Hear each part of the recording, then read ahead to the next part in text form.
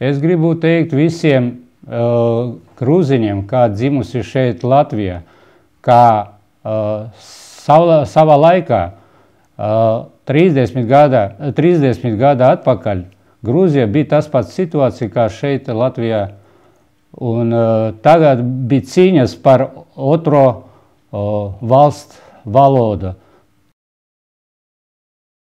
Jā, es noteikti balsošu un balsošu pret.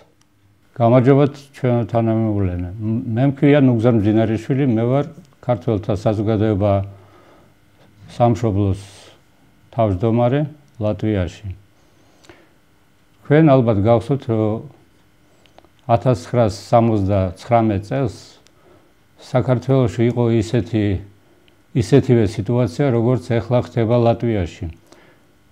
მაშინაც საბჭოთა კავშირმა ეცადა, რომ საქართველოში იყოს ორი სახელმწიფო ენა, ქართული და რუსული და ადგა ფეხზე მთელი საქართველო.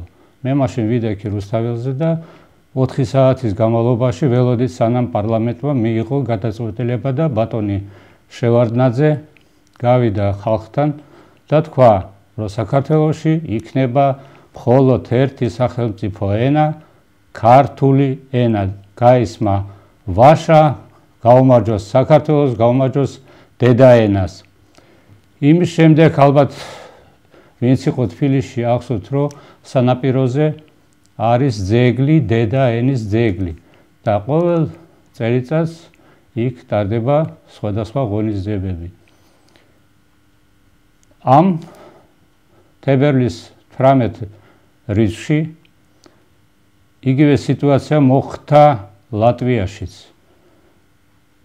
და მე მევაწოდებ ყველა ქართველს დაიმახსოვროს ერთი რამ, რომ ჩვენ ჯერჯერობით ცხოვრობთ მე-19 საუკუნიდან აქ ლატვიაში. ეს ჩვენი მეორე სამშობლოა თითქმის. მეორე ტევზე მე. მე მივუწოდებ ყველა ვინც ქართველებს, რომელიც დაიბადა აქ ლატვიაში, რომ რეფერენდუმზე, რომელიც შედგება, აუცილებლად თქვან უარი მეორე სახელმწიფო ენაზე. იმიტომ რომ ლატვიური ენა ეს არის დედა ენა ლატვიის და როგორც არის დედა ენა ჩვენ საქართველოში. და სხვა ენა არ უნდა არსებობდეს. იმიტომ რომ შეიძლება მეორე ენით იყოს ჩვენი ქართული ენა, რომელიც ესე იგი ისტორიულად მე-10 საუკუნიდან ლატვიაში მონახეს ქართული მონეტები. ეს არ შეიძლება არავითარი რუსული ენა, ან მით უმეტეს ეს არის აქ ლატვიაში არა მეორე, არამედ ეს არის იგივე როგორც ქართული ენა.